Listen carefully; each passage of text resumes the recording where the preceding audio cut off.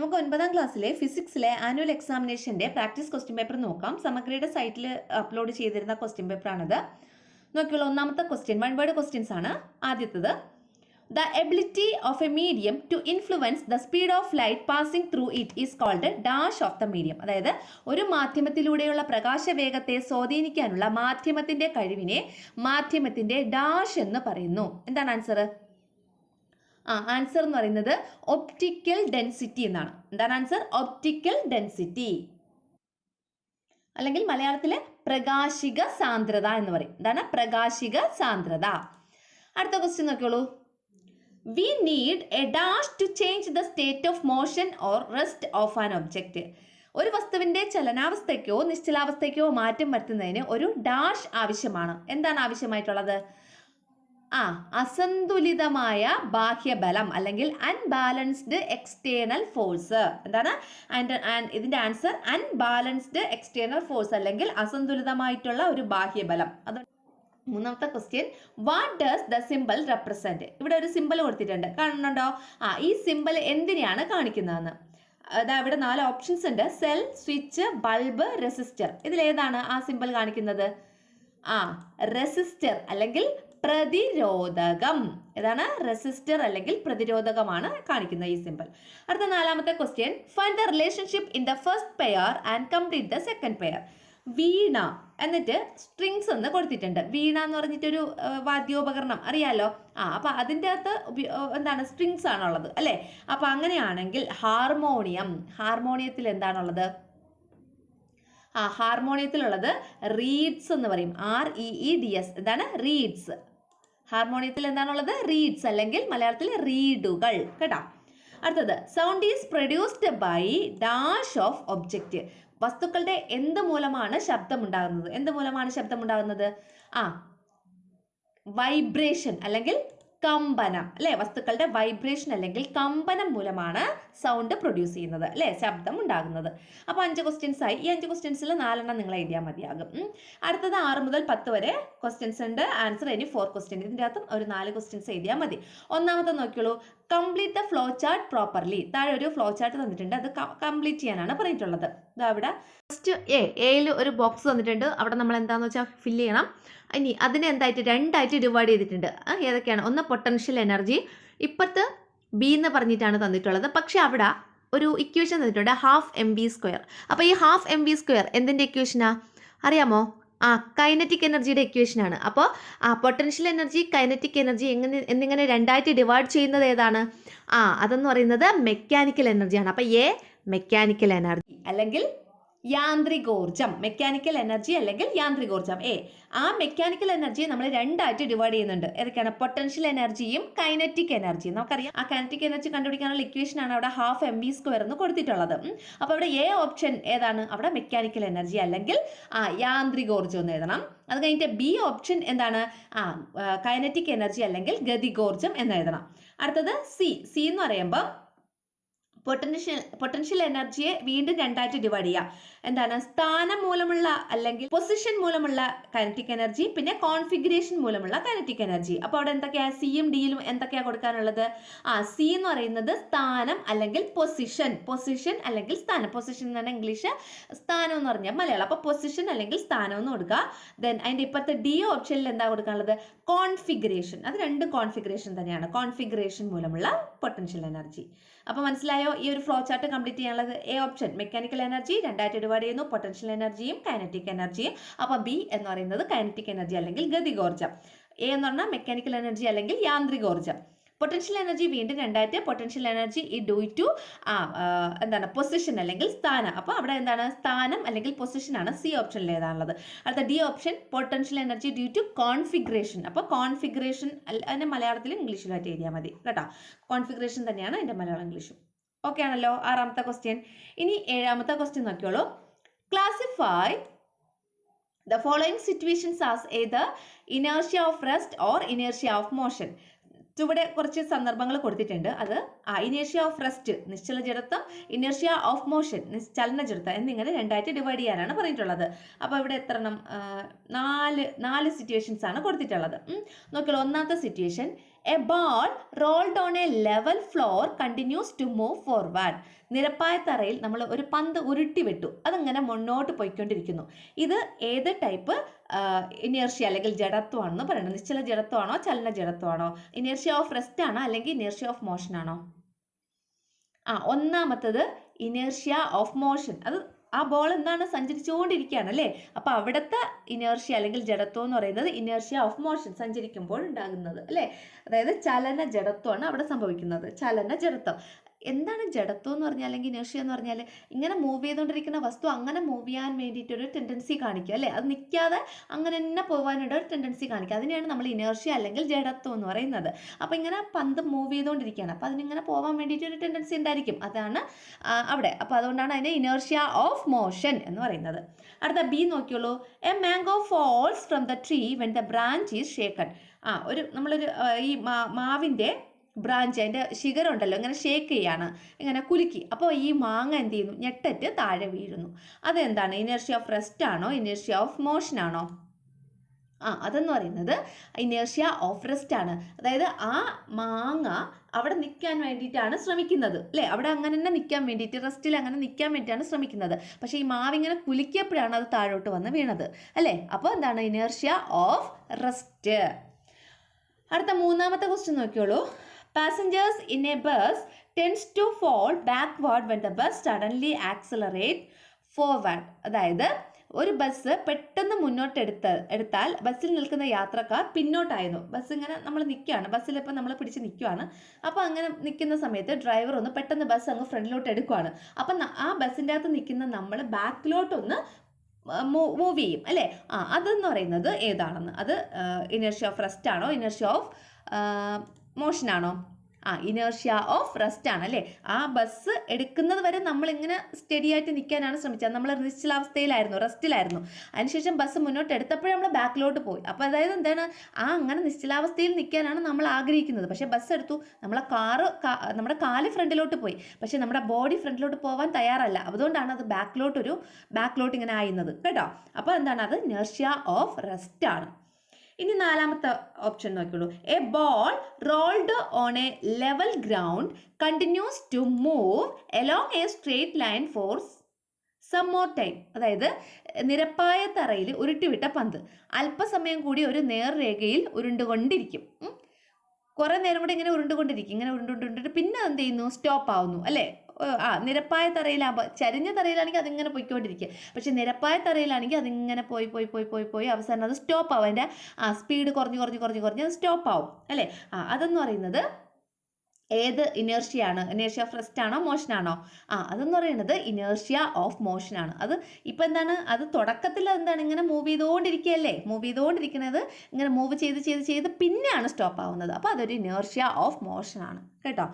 മനസ്സിലായല്ലോ? Inertia of motion അല്ലെങ്കിൽ എന്താ പറയുക, ചലന ജഡത്വം, നിശ്ചല ജഡത്വം അല്ലേ? നിശ്ചല ജഡത്വം എന്ന് വെച്ചാൽ inertia of rest, inertia of motion എന്ന് വെച്ചാൽ ചലന ജഡത്വം. ഇനി അടുത്ത എട്ടാമത്തെ ക്വസ്റ്റ്യൻ നോക്കിയോളൂ.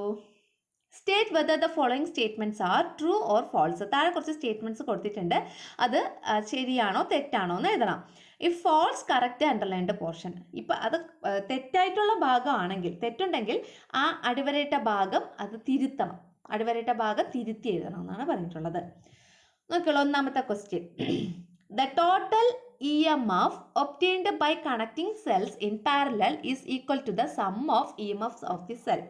അതായത് പാരലായിട്ട് സമാന്തര രീതിയിൽ സെല്ലുകളെ നമ്മൾ ക്രമീകരിച്ചാൽ ലഭിക്കുന്ന ആകെ EMF എന്ന് പറയുന്നത് സെല്ലുകളുടെ EMFന്റെ തുകയ്ക്ക് തുല്യമായിരിക്കും. അപ്പോൾ ഇതിൽ ഇൻ പാരലൽ എന്ന് പറയുന്നതാണ് നമ്മൾ അണ്ടർലൈൻ ചെയ്തിട്ടുള്ളത്. അതിലെന്തെങ്കിലും തെറ്റുണ്ടോ? ഈ ഒരു സ്റ്റേറ്റ്മെൻറ്റിൽ എന്തെങ്കിലും തെറ്റുണ്ടോ? ഈ ഒരു സ്റ്റേറ്റ്മെൻറ്റ് തെറ്റാണ്. ഇനി നമുക്ക് ഇതിൻ്റെ തെറ്റെന്താണെന്ന് നോക്കാം. ഇവിടെ ആൻസർ എന്ന് പറയുന്നത് the total EMF obtained by connecting cells in parallel എന്നുള്ളതിന് പകരം ഇൻ സീരീസ് എന്ന് കൊടുക്കണം. Series is equal to the sum of the EMFs of the cell. അപ്പോൾ ഇവിടെ പാരലലായിട്ട് കണക്ട് ചെയ്താലല്ല, സീരീസ് ആയിട്ട് കണക്ട് ചെയ്താലാണ് അതിൻ്റെ അകത്തുള്ള സെൽസിൻ്റെ EMF സം എന്ന് പറയുന്നത് ടോട്ടൽ ഇ എം എഫിന് ഈക്വൽ ആയിട്ടുള്ളൂ. അപ്പോൾ ഇവിടെ പാരലൽ ആയിട്ടാണ് കണക്ട് ചെയ്തിരിക്കുന്നത്. പാരലൽ എന്ന് വെച്ചാൽ സമാന്തര രീതിയിൽ എന്ന് പറയും. സീരീസ് എന്ന് വെച്ചാൽ ശ്രേണി രീതിയിൽ. അപ്പോൾ ഇവിടുത്തെ മലയാളം മീഡിയംകാർക്ക് എഴുതാനുള്ള ആൻസർ എന്താണ്? ശ്രേണി രീതി എന്ന് എഴുതണം. അതായത് സീരീസ് ആയിട്ട്. അപ്പോൾ ഇങ്ങനെ ശ്രേണി രീതിയിൽ അല്ലെങ്കിൽ സീരീസ് ആയിട്ട് കണക്ട് ചെയ്താൽ മാത്രമേ സെൽസിൻ്റെ ഇ എം എഫിൻ്റെ തുക എന്ന് പറയുന്നത് ടോട്ടൽ ഇ എം എഫിന് ഈക്വൽ ആയിട്ട് കിട്ടത്തുള്ളൂ. മനസ്സിലായോ? അടുത്ത ബി ക്വസ്റ്റ്യൻ നോക്കിയോളൂ. A voltmeter should be connected in parallel with the device in a circuit. ഒരു സർക്യൂട്ടിൽ വോൾട്ട് മീറ്റർ എന്ന് പറഞ്ഞ ഉപകരണം സമാന്തരമായിട്ടാണ് ഘടിപ്പിക്കേണ്ടതെന്ന്. അത് ശരിയാണോ തെറ്റാണോ? ഒരു സർക്യൂട്ടിൽ വോൾട്ട് മീറ്റർ എന്ന് പറഞ്ഞ ഉപകരണം സമാന്തരമായിട്ടാണ് ഘടിപ്പിക്കേണ്ടത്. ശരിയാണോ തെറ്റാണോ? അതെന്താണ്? ട്രൂ ആണ് അല്ലേ? A voltmeter should be connected in parallel with the device in a circuit. ഒരു സർക്യൂട്ടിൽ വോൾട്ട് മീറ്റർ എന്താണ്? പാരലലായിട്ട് തന്നെ കണക്ട് ചെയ്യാനുള്ള. അപ്പോൾ ഇതിലെന്തില്ല? തെറ്റില്ലാത്തതുകൊണ്ട് നമുക്കിവിടെ എന്ത് ചെയ്യേണ്ട? കറക്ഷൻ ചെയ്യേണ്ട അല്ലേ? ഇത് സ്റ്റേറ്റ്മെൻറ്റ് ശരിയായിട്ടാണ്. ഒരു വോൾട്ട് മീറ്റർ ഒരു സർക്യൂട്ടിൽ കണക്ട് ചെയ്യേണ്ടത് എങ്ങനെയാണ്? പാരലലായിട്ടാണ്. ഓക്കെ, അടുത്ത 9ാമത്തെ ക്വസ്റ്റ്യൻ നോക്കാം. Describe an experiment to prove that sound requires a medium to travel. സൗണ്ടിന് ട്രാവൽ ചെയ്യാൻ ഒരു മീഡിയം വേണം എന്ന് പ്രൂവ് ചെയ്യാനാണ് പറഞ്ഞിട്ടുള്ളത്. അതിന് വേണ്ടിയിട്ടുള്ള ഒരു എക്സ്പെരിമെൻറ്റ് നമ്മൾ എഴുതണം. അത് നമ്മുടെ ടെക്സ്റ്റ് ബുക്കിലുണ്ട്. ടെക്സ്റ്റ് ബുക്കിൽ പേജ് നമ്പർ 162 എടുത്തു കഴിഞ്ഞാൽ അതിൻ്റെ അകത്ത് ഈ സെയിം എക്സ്പെരിമെൻറ്റ് ഉണ്ടാവും കേട്ടോ. ടെക്സ്റ്റ് ബുക്കിൽ പേജ് നമ്പർ 162 എടുത്ത് നോക്കിയാൽ മതി കേട്ടോ. അതിൻ്റെ അകത്ത് എക്സ്പെരിമെൻ്റ് ഉണ്ട്, അതിൽ നോക്കി എഴുതാം. അടുത്ത ക്വസ്റ്റ്യൻ നോക്കിയോളൂ. Observe the picture. താഴെ ഒരു ഫിഗർ കൊടുത്തിട്ടുണ്ട്, കണ്ടോ? Write down what is marked as A and B in the picture. ഇതിൻ്റെ അകത്ത് എ ബി എന്നിങ്ങനെ രണ്ടെണ്ണം മാർക്ക് ചെയ്തിട്ടുണ്ട്, കണ്ടോ? അതിൽ എ ബിയും എന്താണ് സൂചിപ്പിക്കുന്നതെന്ന്. ഈ ഇപ്പുറത്ത് കൊടുത്തേക്കുന്നത് ലെഫ്റ്റ് സൈഡിൽ കൊടുത്തേക്കുന്നത് ഒരു ഫോർക്കാണ്, റൈറ്റ് സൈഡിൽ കൊടുത്തേക്കുന്നത് നമ്മുടെ ഇയർ ആണ് അല്ലേ? അപ്പോൾ അതിൻ്റെ അകത്തൂടെ പോകുന്നത് ഈ സൗണ്ട് ഇങ്ങനെ പോകുന്ന ആ വേർബ്സ് ആണ് ഈ കാണിച്ചേക്കുന്നത്. അപ്പോൾ എയും ബിയും എന്താണെന്നാണ് ചോദിച്ചിട്ടുള്ളത്. എന്താണ് എ എന്ന് പറഞ്ഞാൽ? അവിടെ നോക്ക്, നല്ല ഡാർക്ക് ആയിട്ടാണ് ആ ലൈൻസ് കാണപ്പെടുന്നത് അല്ലേ? എ സൂചിപ്പിക്കുന്നത് ഹൈ പ്രഷർ റീജിയൻ, ബി കാണിക്കുന്നത് ലോ പ്രഷർ റീജിയൻ. മനസ്സിലായോ? എ കാണിക്കുന്നത് ഹൈ പ്രഷർ റീജിയൻ അല്ലെങ്കിൽ മർദ്ദം കൂടിയ മേഖല, ബി കാണിക്കുന്നത് അവിടെ കുറച്ച് വിട്ടായിട്ടാണ് ലൈൻസ് ഉള്ളത് അല്ലേ? അപ്പോൾ അതെന്ന് പറയുന്നത് ലോ പ്രഷർ ഏരിയ അല്ലെങ്കിൽ മർദ്ദം കുറഞ്ഞ മേഖല. ഓക്കെ, അടുത്ത question B question. Which part of the year vibrates first when sound waves enter. ഈ സൗണ്ട് വേവ് എൻ്റർ ചെയ്യുന്ന സമയത്ത്, ശബ്ദ തരംഗങ്ങൾ വരുന്ന സമയത്ത് ആദ്യമായിട്ട് വൈബ്രേറ്റ് ചെയ്യുന്നത്, ആദ്യമായിട്ട് കമ്പനത്തിന് വിധേയമാകുന്നത് നമ്മുടെ ചെവിയിലെ ഏത് ഭാഗമാണെന്ന്. ഏത് ഭാഗമാണ് ആദ്യമായിട്ട് കമ്പനത്തിന് വിധേയമാകുന്നത്? ചെവിയുടെ ഏത് ഭാഗമാണ് കമ്പനം ചെയ്യുന്നത്? ആ കമ്പനത്തിൻ്റെ ഭാഗമായിട്ടാണ് നമുക്ക് ചെവി കേൾക്കാൻ പറ്റുന്നത് അല്ലേ? നമുക്ക് സൗണ്ടൊക്കെ കേൾക്കാൻ പറ്റുന്നത്, കേൾവി എന്നൊരു അനുഭവം നമുക്ക് വേദ്യമാകുന്നത്. അപ്പോൾ ഏതാണ് അത് ഏത് സാധനമാണ്? ഇയർ ഡ്രം അല്ലെങ്കിൽ കർണപടം എന്ന് പറയും. കർണപുടം അല്ലെങ്കിൽ ഇയർ ഡ്രം അല്ലെങ്കിൽ കർണപുടം. അപ്പോൾ ബി ക്വസ്റ്റ്യൻ്റെ ആൻസർ കർണപുടം അല്ലെങ്കിൽ ഇയർ ഡ്രം. അടുത്ത 11ാമത്തെ ക്വസ്റ്റ്യൻ നോക്കാം.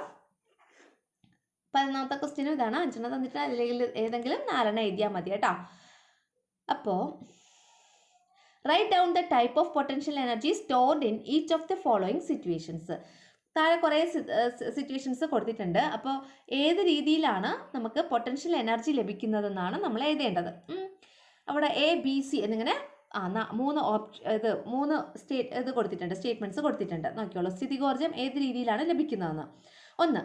Energy of A coconut on top of A coconut tree. തെങ്ങിന് മുകളിലെ തേങ്ങയിലെ ഊർജ്ജം എന്താണ്? തെങ്ങിൻ്റെ മുകളിൽ തേങ്ങ ഉണ്ടാവുമല്ലോ, ആ തേങ്ങയുടെ ഊർജ്ജം എന്താണെന്ന്. എന്ത് ടൈപ്പ് എങ്ങനത്തെ ഊർജ്ജമാണ് അതിൽ ലഭിക്കുന്നത്? സ്ഥിതികോർജ്ജമാണ്, പൊട്ടൻഷ്യൽ എനർജിയാണ്. അപ്പോൾ നമ്മൾ 2 പൊട്ടൻഷ്യൽ എനർജി ഉണ്ടെന്ന് പറഞ്ഞു. ഏതൊക്കെയാണ്? Potential energy due to position, potential energy due to configuration. അപ്പോൾ തെങ്ങിൻ്റെ മുകളിൽ തേങ്ങ എന്ന് പറയുന്ന സാധനം, അത് ഏത് എനർജിയാണ്? Potential energy due to position. മനസ്സിലായോ? പൊസിഷൻ അല്ലെ, സ്ഥാനം കൊണ്ട് ലഭ്യമാകുന്ന പൊട്ടൻഷ്യൽ എനർജി അല്ലേ? സ്ഥാനം കൊണ്ടുള്ള സ്ഥിതികോർജ്ജം, അതാണ് എന്ത്? തെങ്ങിന് മുകളിലെ തേങ്ങയിലുള്ള. 2ാമത്തെ ഓപ്ഷൻ നോക്കിയുള്ളൂ. Energy of a compressed string. ഒരു കംപ്രസ്ഡ് സ്ട്രിങ് എന്ന് വെച്ചാൽ അമർന്നിരിക്കുന്ന ആ സ്ട്രിങ്ങിലെ ഊർജ്ജം ഒരു സ്പ്രിങ് ഉണ്ടല്ലോ, സ്പ്രിങ് അറിയാമല്ലോ നിങ്ങൾക്ക്. ആ സ്പ്രിങ് ഇങ്ങനെ അമർത്തി വെച്ചേക്കണം, കംപ്രസ് ചെയ്ത് വെച്ചേക്കണം, അമർത്തി വെച്ചേക്കണം. അതിൻ്റെ അകത്തുള്ള ഊർജ്ജം അത് ഏത് ടൈപ്പാണ്? കോൺഫിഗറേഷൻ ആണോ അതേ പൊസിഷൻ ആണോ?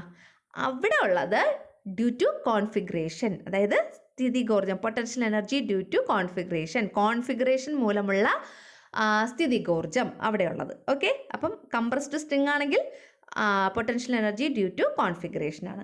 അടുത്ത മൂന്നാമത്തത് energy of water in a tank located at a height. നല്ല ഹൈറ്റിൽ, നല്ല ഉയരത്തിൽ സ്ഥിതി ചെയ്യുന്ന ഒരു ടാങ്ക് ഉണ്ട്. ആ ടാങ്കിലുള്ള ജലത്തിൻ്റെ എനർജി എന്താണ്? ടാങ്കിൽ ഇങ്ങനെ വെറുതെ കിടക്കുമല്ലേ ജലം, അപ്പോൾ അതെന്താണ്? Due to position, potential energy due to position അല്ലെങ്കിൽ സ്ഥാനം മൂലമുള്ള സ്ഥിതികോർജ്ജം. മനസ്സിലായോ പ്രോബ്ലം? പ്രോബ്ലം അല്ല, ഈ ക്വസ്റ്റിൻ്റെ ആൻസർ മനസ്സിലായോ? അടുത്ത പ്രോബ്ലം ആണ്, അത് കണ്ടിട്ടാണ് ഞാൻ അങ്ങനെ പറഞ്ഞുതരാം. അടുത്ത നോക്കിയുള്ളൂ 12ാമത്തെ question. A body of mass of 1 kilogram has a weight equal to the force of attraction exerted by the earth on the object. on earth, G on earth 9.8 meter per second square, G on moon 1.62 meter per second square തന്നെ തന്നിട്ടുണ്ട്. ഇനി A B എന്ന് പറഞ്ഞിട്ട് 2 questions ഉണ്ട്. A question, അപ്പോൾ എന്താണ് ഇവിടെ പറഞ്ഞിട്ടുള്ളത്? 1 കിലോഗ്രാം മാസുള്ള ഒരു വസ്തുവിൽ ഭൂമി പ്രയോഗിക്കുന്ന ആകർഷണ ബലത്തിന് തുല്യമായ ബലമാണ് 1 കിലോഗ്രാം ഭാരം. ക്വസ്റ്റ്യൻ ഒന്നാമത്തെ, the mass of an object is 120 kilogram. ഒരു ഒബ്ജക്റ്റിൻ്റെ മാസ് 120 കിലോഗ്രാം ആണ്. Calculate its weight on earth. അങ്ങനെയാണെങ്കിൽ ഭൂമിയിലെ അതിൻ്റെ വെയിറ്റ് എത്രയും നമുക്ക് കാൽക്കുലേറ്റ് ചെയ്യണം. ഇനി what will be the mass of this object on the moon, what about its weight. ഇനി ഈ സെയിം സാധനം ചന്ദ്രനിലായിരിക്കുമ്പോൾ, ഈ ഒബ്ജക്റ്റ് അല്ലേ, ഈ ഒബ്ജക്റ്റ് ചന്ദ്രനിലായിരിക്കുമ്പോൾ അതിൻ്റെ മാസ് എത്രയാണ്, അതിൻ്റെ വെയിറ്റ് എത്രയാണ്? ഇതാണ് നമുക്ക് ചെയ്യാനുള്ള പ്രോബ്ലം. നമുക്കിത് ചെയ്ത് നോക്കാം. അപ്പോൾ നോക്കിയുള്ളൂ ആൻസർ. ദ വെയിറ്റ്, എ ക്വസ്റ്റ്യൻ്റെ ആൻസറാണ് നമ്മൾ നോക്കുന്നത്. The weight on earth of an object with a mass of 120 kilogram. 120 kilogram എന്താണ് മാസുള്ള ഒരു വസ്തുവിന് എർത്തിൽ അനുഭവപ്പെടുന്ന വെയിറ്റ് എത്രയാണെന്ന്. 120 കിലോഗ്രാം മാസുള്ള ഒരു വസ്തുവിന് എർത്തിൽ അനുഭവപ്പെടുന്ന വെയിറ്റ് എത്രയാണ്? എങ്ങനെയാണ് equation? M into G. M എന്ന് പറയുന്നത് മാസ്, ജി എന്ന് പറയുന്നത് നമുക്ക് അതിൻ്റെ വാല്യൂ മുകളിൽ തന്നിട്ടുണ്ട് അല്ലേ. അപ്പോൾ ജിയുടെ വാല്യൂ എത്രയാണ്? 9.8 മീറ്റർ പെർ സെക്കൻഡ് സ്ക്വയർ എന്ന് തന്നിട്ടുണ്ട്. അപ്പോൾ 120 kilogram into 9.8 metre per second square എത്ര കിട്ടും? അത് രണ്ടും കൂടെ മൾട്ടിപ്ലൈ ചെയ്യുമ്പം 1176. ഇവിടുത്തെ വെയിറ്റിൻ്റെ യൂണിറ്റ് എന്താണ്? ന്യൂട്ടൺ.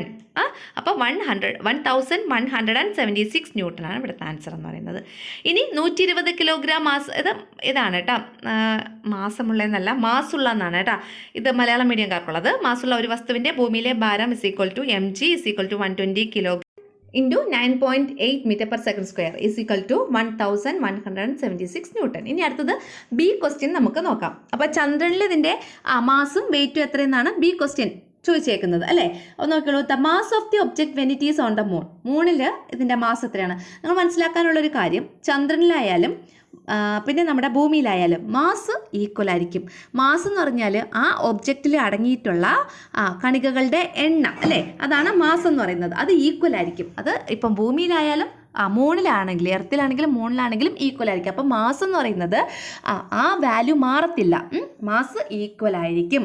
അപ്പോൾ mass of the object when it is on the moon, മൂണിലായിരിക്കുമ്പോൾ വസ്തുവിൻ്റെ മാസ് എത്രയാണ്? 120 കിലോഗ്രാം തന്നെയാണ്. പക്ഷേ എന്താ മാറുന്നത്? അതിൻ്റെ വെയിറ്റ് ആണ് മാറുന്നത് അല്ലേ.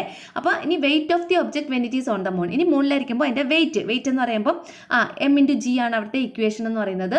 എം ഇവിടെ തന്നിട്ടുണ്ട് 120, പിന്നെ ജിയുടെ വാല്യൂ നമുക്ക് ക്വസ്റ്റ്യനിൽ തന്നിട്ടുണ്ട്. എത്രയാണ്? 1.62.